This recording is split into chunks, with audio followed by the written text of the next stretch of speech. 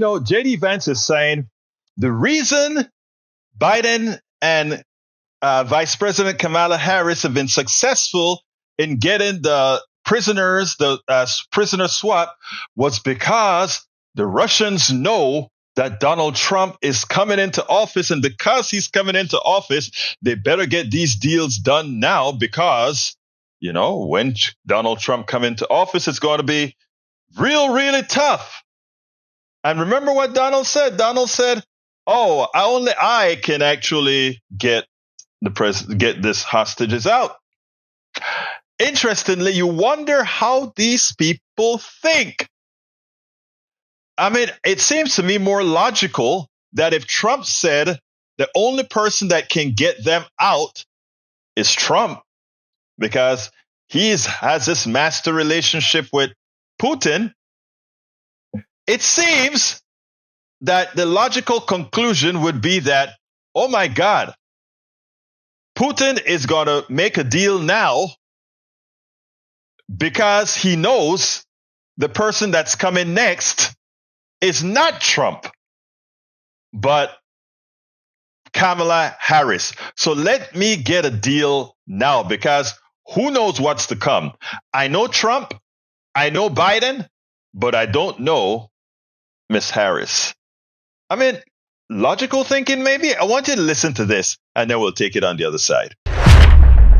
I mean, great that Evan and Paul Whelan are coming home. I think that really what this shows is that a lot of bad guys across the world are worried that Donald Trump is coming back into office. And I think that they're trying to clean house before Trump comes back, because they know that when he comes back, it's no more easy streets. The Republican ticket's vice presidential nominee, Senator JD Vance of Ohio, speaking yesterday about the historic prisoner swap and saying that it happened because of Donald Trump. Trump himself appeared to only have negative things, though, to say about the prisoner swap. In a social media post, he wrote in part, quote, "We never make good deals at anything, but especially hostage swaps. Our negotiators are always an embarrassment to us." He then went on to claim that as president, he was able to negotiate the release of wrongfully detained Americans in exchange for nothing, before claiming the U.S. had been, quote, extorted yesterday. President Biden was asked yesterday about Donald Trump's criticism of the deal. President Trump has said repeatedly that he could have gotten the hostages out without giving anything in exchange. What do you say to that? What do you say to President Trump now, former president? Why didn't he do it when he was president?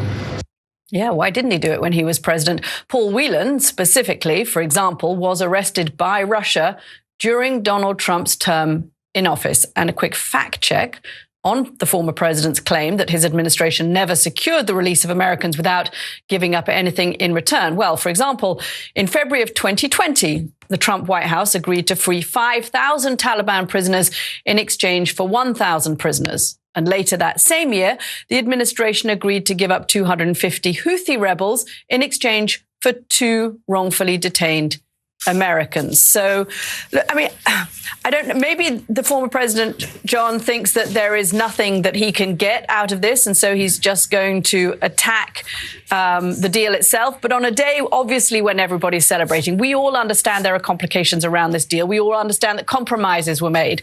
But it's hard to look at those scenes of the Americans coming home and meeting their families without being able to express some joy, perhaps, at what happened.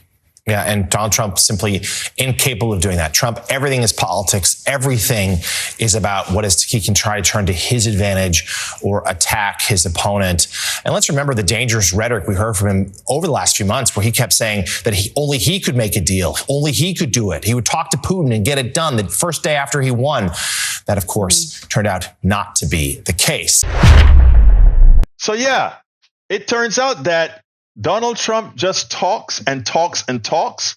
And the reality is, I think the mainstream media gives too much credence to what he has to say. And then those of us in independent media has to pick it up to make sure that we give the proper narrative to the half narrative given by the mainstream media, because, again, they try to apply this false balance, this false reality, this thing that, well, the Democrat says this, the Republican says this, the right says this, the left says this, when what really should occur is Donald Trump should be ignored.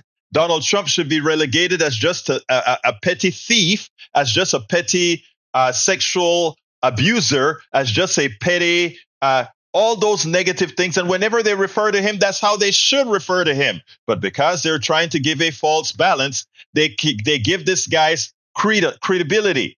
So those of us in the independent media then have to pick it up, give the right narrative, and say, no, what they're saying is crap. Not only what they talk about on the right is crap, but again, it does defy reality. We spend a lot of time deconstructing the news, trying to parse it into a form that everybody can understand. We try to find those little nitpicks where it flies above the fray, etc. If you really like these videos that we do, I want to ask a big favor. Please go ahead. Number 1, subscribe to our channel. And number 2, please join if you can. Thank you so kindly for watching. Keep watching. Please remember to share. We must populate the entire internet with our progressive message, a message that we know is what most Americans say that they want. So help us, please join.